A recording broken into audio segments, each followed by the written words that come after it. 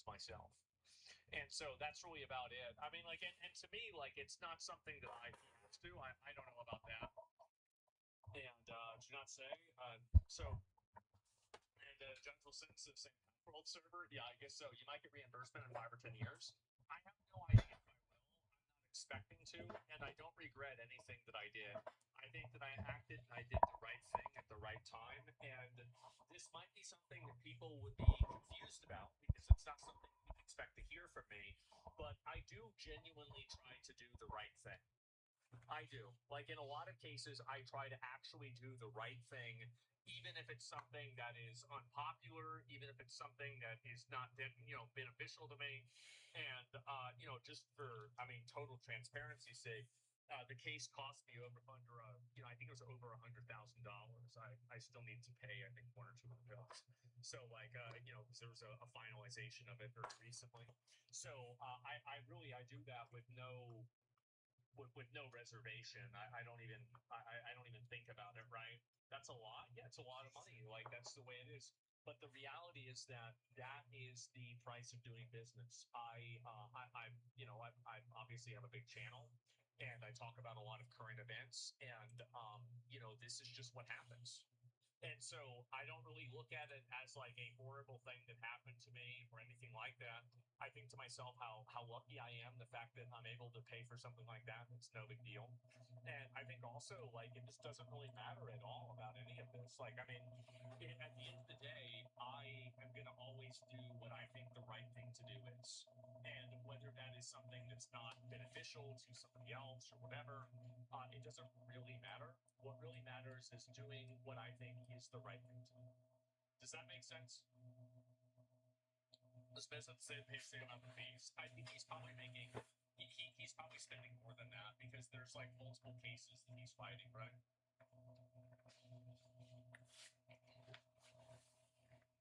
His money's full spent. Yeah, and so I have no like, and there's no reason to for me to act like a victim of any of this or anything like that. I have no issue and no problem at all with any of this, and that's just the way it is.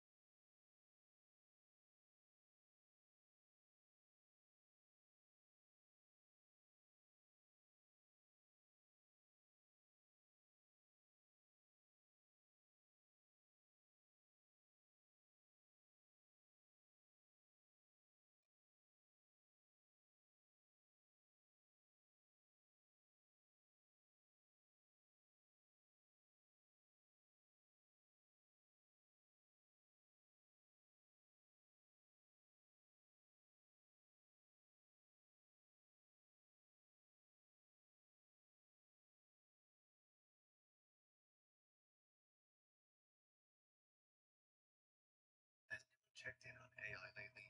Is it okay? I feel like there's so much weird stuff out there. If I'm honest, the terrible Facebook posts are actually kind of funny to me. It just reinforces how absolutely god awful Facebook is. But then I wonder, like, are there actually a few people that think this is real? Someone's drinking their morning coffee and like, hey Harold, honey, get over here. Jesus just resurrected himself with a bunch of Coke cans or whatever the heck they're doing these days. I'm not convinced all of these people are real, or the posts themselves. There's gotta be a bunch of bots. But if at least a few people see I think we're probably going to VWAP. of likes and I think comments that's these going to get ridiculous run posts get through. are real, things are going to be really, really bad. Yeah, we're going to turn on Close to VWAP. my voice. I don't think my mom would recognize that this is an AI cloned voice, especially if I called her over the phone, and we might be in for just an absolute disaster going forward. I've tried to use humor as a way to get people interested in serious topics like scams, maybe make light of a really dark situation. Today, I want to try to do something similar with the topic of AI. I'm going to be cloning scammers' voices to see how they react when they talk to themselves. That you need to send me the This is real, Chris. Because I asked you to send us $5,500 to be like, listen up, this is Chris. I want you to redeem every single gift card as fast as you can. Otherwise, you will This is have big, your Chris. house on the moon. It's pretty good. When did this happen? Just yesterday when we were doing this. When? Just yesterday. No, shut up. He's not a liar.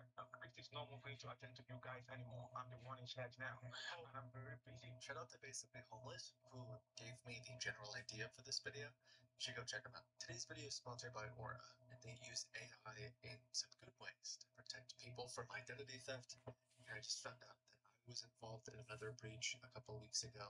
One of my family members had their identity stolen a few years back, and it was devastating. I still remember them calling me. I was in the middle of doing a YouTube video edit, and they had no idea how to pick up the pieces. They couldn't really explain what was happening, and it took weeks for them to figure it all out. But Aura monitors your identity and your credit and will let you know when something happens immediately. If something suspicious is happening, you're going to get an alert about it right away. I used it with my family, and you can get a 21-day free trial if you sign up at aura.com/kitboga. Partnering with companies like Aura help my team and I make videos like this, investigate scams, and build some of the cool tech we're working on. So thank you for checking them out. But here's the thing, I can't be the only one who feels like we've missed the mark completely on AI for instance, right? Like, what happens to the classic sci-fi Danger Will Robinson style stuff? Like, I'm a robot here to help you. what color shirt should I wear today? You should wear the color blue. It's very helpful. Obviously, a robot. It couldn't possibly be your next girlfriend, but that's not the world that we live in today. We've got stuff like deep fakes, deep nudes, and voice cloning. And over the past year, I've been seeing scammers start to play with it at a really alarming rate. Do you want help? We just need to doing it. Yes, I'm trying to get some help. Yes. Yes, okay. Did you hear my voice in the response? Okay, I can help you understand anything.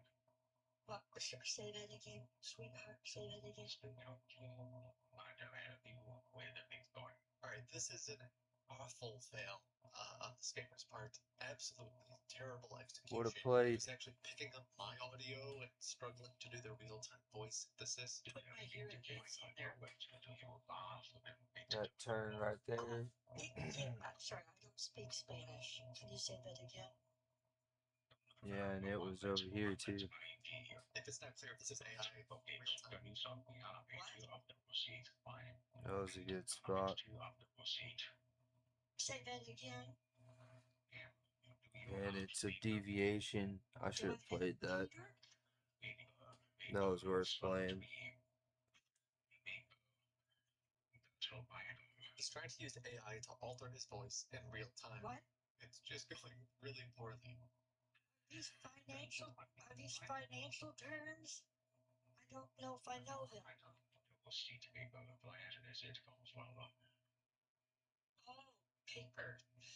It comes from trees, sweetheart. That's where the paper comes from. Is that what you're asking?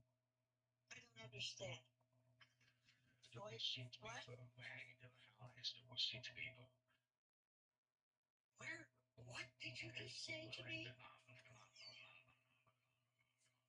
No, don't you knock me, young man. I thought you were gonna help me.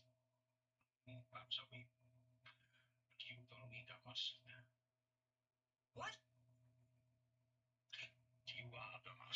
I asked him to call me with his real voice, but his speech-to-speech AI is very slow. Is this your real voice? I guess whatever this blue session is that Tokyo? That just ended. That is a very long So delay. probably That was volume's gonna 49 decrease. seconds, Ruben. I guess that ends You at midnight. That's just trash. It's straight garbage. Okay? Can you send me the paper? Good heavens, this guy's... How can he possibly think that he could still scam? It's funny to watch the guy struggle.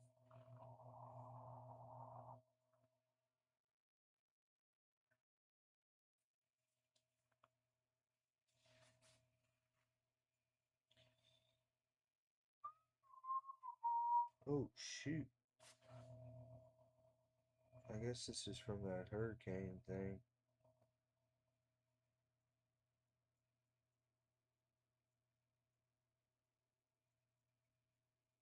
Dang, that's gonna bring some pretty big wind, I bet.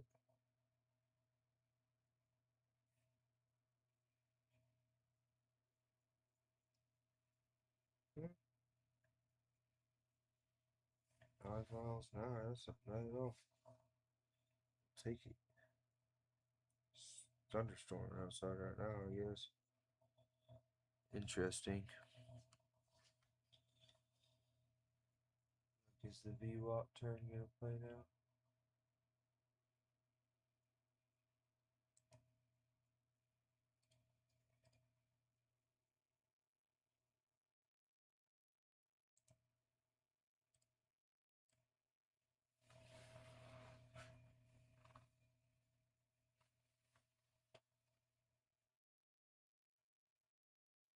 Oh,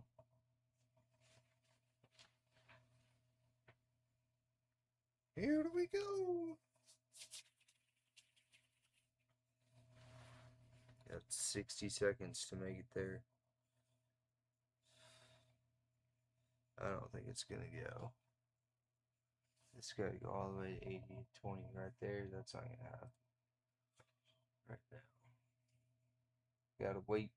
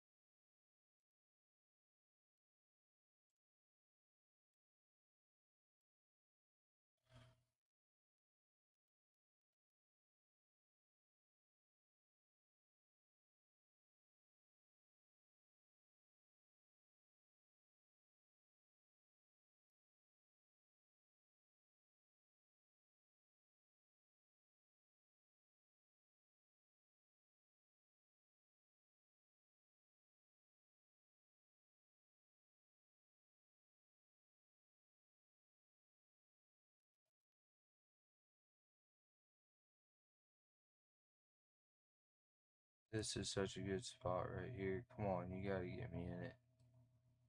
No. I hate not having ghost orders. This is such a good spot. You're really just gonna touch 80 there?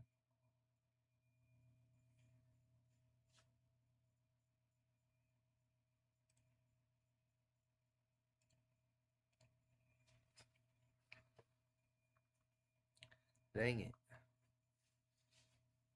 I mean, that was really, with that deviation and everything, I mean, that was a spot. That was a spot if I've ever seen one. Maybe I could have gone to there. Stop right there. I mean, I gave it a little bit extra.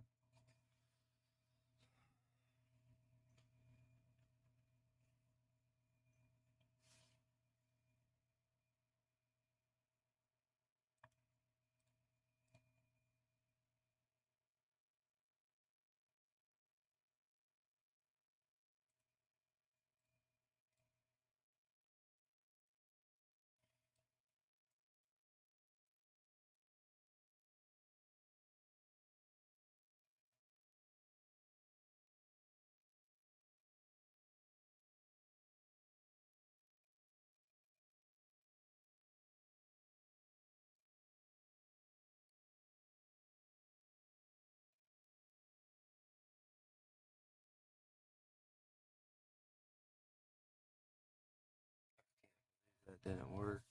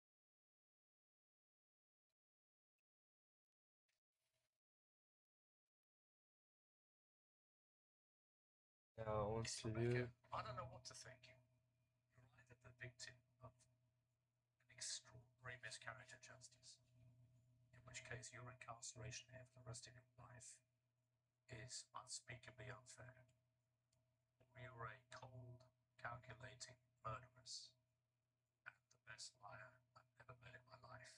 And I'll be honest with you, I don't know which one it is. A Clearwater woman says she walked into her home this afternoon to find her husband lying on the floor dead. I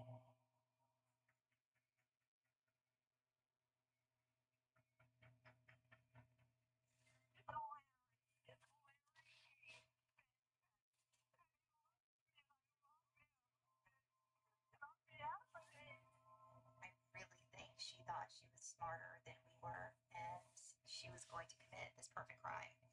Relationship, there's no infidelity. It had everything, the sex, drugs, and rock and roll that you don't really get in every case.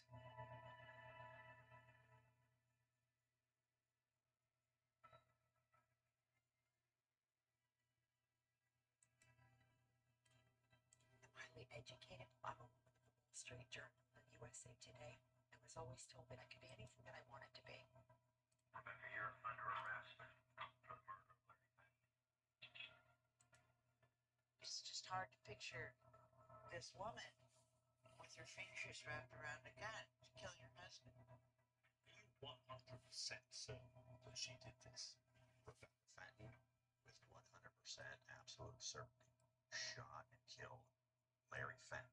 I think about her often. I believe she's innocent. I believe she was wrongly convicted, yes.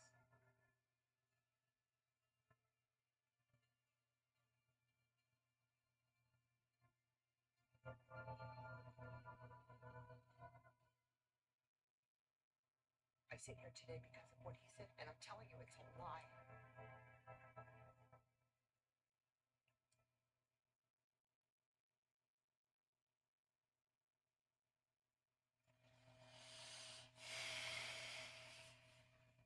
You're hoping for an appeal that's going to get you out of here. It's going to clear your name. I want you to just do something. I want you to look down the camera. I want you to tell people watching this who might be deeply skeptical why you're innocent. I was very much in love with my husband. I had a lifestyle that was very grand. It would not have done me any good whatsoever to hurt him. I would not have gained anything monetarily. I would gain more by having him alive. I'm not spiritually capable of hurting anybody. I'm not a murderer.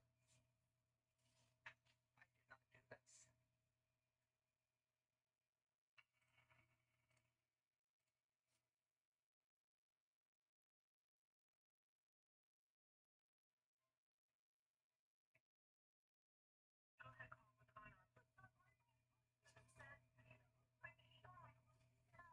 Jesus.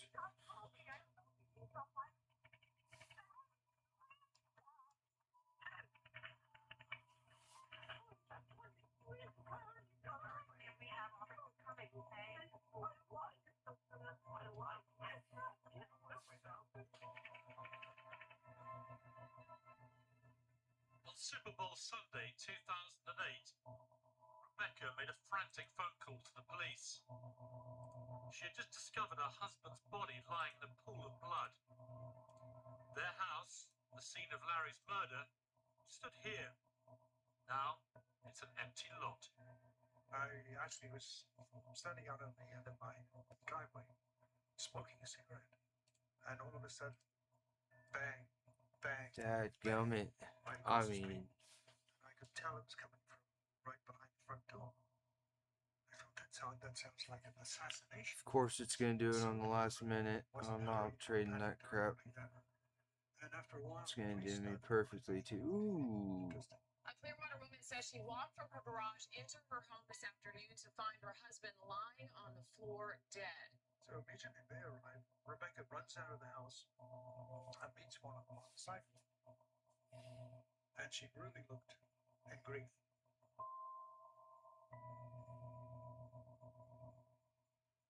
We believed that it was a home invasion robbery. A Well, that complete played, unknown but I'm gonna stranger play the had last come minute into their candle. home and killed her husband. I only like Rebecca for bass had a hits friend this with late her. at night, so I'm She only looking for was 10 calm. points. She was shaking a bit, and I felt for her. And my job really was to find out who did this to her and to her family.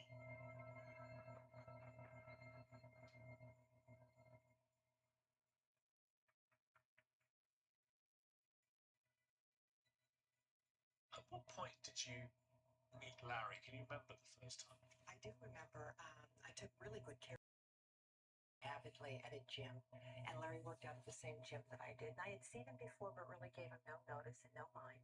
And he and I both approached the same workout machine one morning, and it struck up a conversation between the two of us.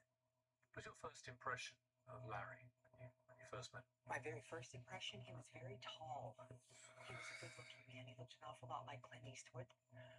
When he spoke with me, he was very refined. He was articulate, and he carried himself with quite a sense of class, and I was taken with that. How quickly did the relationship develop into something quite serious for you? Very quickly. Very quickly. We dated for a couple of months. It became very serious.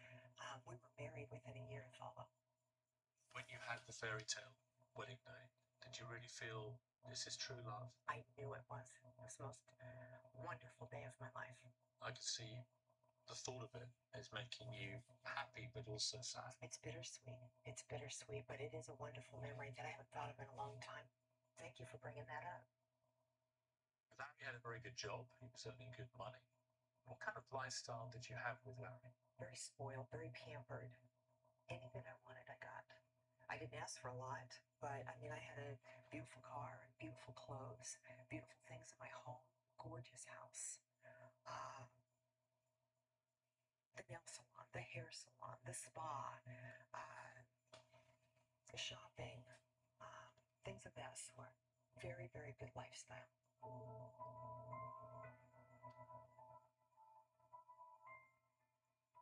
They moved in, and the thing about the wife is Rebecca was one of those ladies that looked so fantastically super that whenever she came outside, all the men on the block come out to get their mail. So she was quite a looker. He was very quiet. We thought it was a drug deal gone bad because Larry was a pharmaceutical rep, and the rumors started to spread. He didn't sign off on some big deal when the mafia came from New Jersey and took him out. It was just all kinds of crazy stuff going on. Neighbors on Tacoma Street say they aren't sure what to think after 57-year-old Larry Fenton was found shot to death in his own home. Police did take Fenton's wife in for questioning, but they say that's just a normal part of the investigation. The more evidence obviously we can get, the quicker they capture who's done this. Do we have an idea, anything, the neighbors, to anybody? They're officers are out there talking to the neighbors, they're doing canvassing, but they haven't gotten back yet. Her behavior was not unnatural. She was asking me, what have you found? What did the neighbors say? They told me that he's definitely gone, that he can't be brought back to life or nothing. I treated her like a grieving wife that really had this tragic thing happen to her. Let's turn to the day that Larry died. It was an incredibly painful day. Tell me in your words what happened. Larry was home. He was watching Tiger Woods and then was going to take a nap later on that evening. I checked on him to see if he needed anything. He said that we would order pizza later, and I went back out to the gym. The last thing that my husband said to me was, "I love you." I had the music blaring and was working out.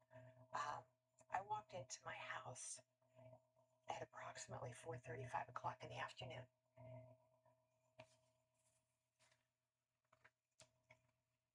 And I found my husband in a pool of blood. I've never seen so much blood in my life. And I could see from where I was standing that my house had been ransacked. I didn't know if Larry had fallen down the stairs, if Larry had been shot, if Larry had been stabbed. I had no idea what had happened. But I frantically tried to take his pulse and then ran outside to call 911. I thought my husband was still alive because his eyes were open. And I told him to hold up. My world has not been the same since. And nothing has made much sense for me since that time. But the police seem pretty certain that you were the killer. That you cold-bloodedly took a gun and pumped 5 bullets into your husband until he was dead. That's what they believe.